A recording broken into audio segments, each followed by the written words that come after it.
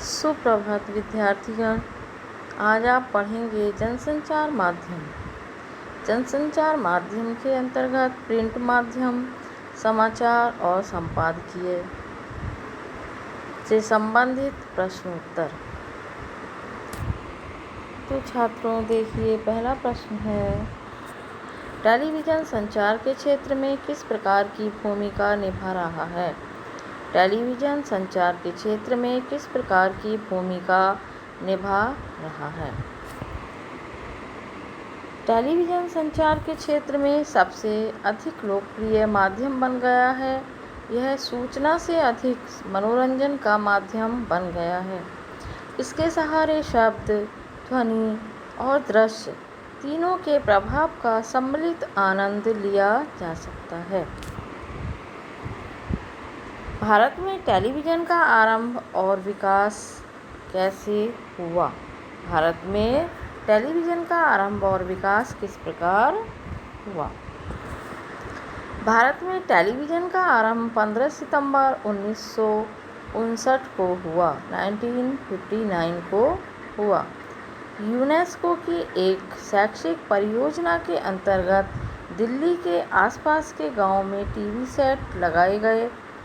UNESCO की एक शैक्षिक परियोजना के अंतर्गत दिल्ली के आसपास के गांव में टीवी सेट लगाए गए, जिन्हें 200 लोगों ने देखा। 1965 के अंतर्गत विधिवत टीवी सेवा आरंभ हुई। 1975 तक बड़े 7 नगरों में दूरदर्शन केंद्र खुले। 1976 में स्वतंत्र रूप से दूरदर्शन नामक निकाय की स्थापना हुई।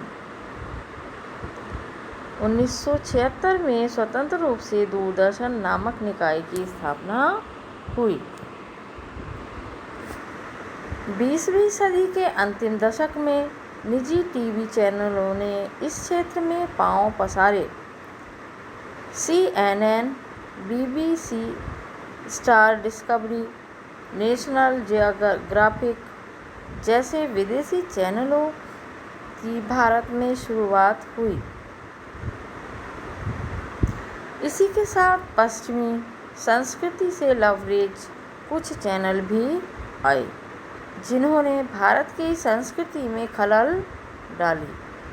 ऐसे चैनल थे FTV, MTV, BTV। ये चैनल कौन कौन से थे? FTV, MTV और BTV। अक्टूबर 1993 में GTV और स्टार टीवी में अनुबंध हुआ, जुड़ गए। इसके बाद समाचार प्रसारण के क्षेत्र में भी बाढ़ सी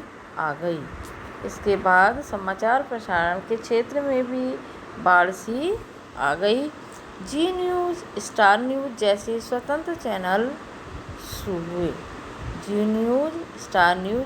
स्वतंत्र समाचार चैनल शुरू हुए। सन 2002 में आज तक चैनल आया। धीरे धीरे इनमें इतनी कड़ी प्रतियोगिता हुई कि सभी निजी चैनल व्यावसायिक होते गए। सन 2002 में आज तक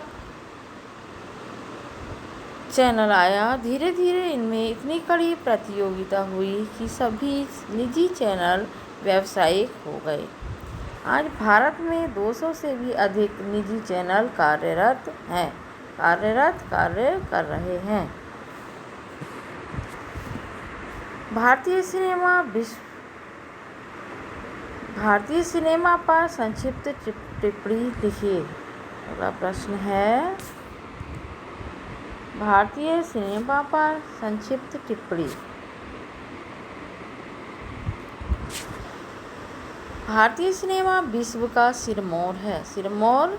सिर का ताज, मुकुट। विश्व में सबसे अधिक फिल्में भारत में बनाई जाती हैं। यहाँ लगभग हर साल 800 फिल्में बनती हैं, जिन्हें बड़े चाव से देखा जाता है। भारत की पहली मूक फिल्म दादा साहब फाल्के ने 1913 में बनाई थी। इसका नाम था राजा हरिश्चंद्र। भारत की पहली मूक फिल्म बिना आवाज़ की। भारत की पहली मूक फिल्म दादा साहब फाल्के ने 1913 में बनाई थी। इसका नाम था राजा हरिश्चंद्र। 1931 में बोलती हुई फिल्म बनी, जो पहली बोलती हुई फिल्म थी। इसका नाम था आलम आरा। 1931 में पहली बोलती हुई फिल्म बनी, जिसका नाम था आलम आरा। आरंभ में धर्म पुराण और इतिहास पर आधारित फिल्में बनी।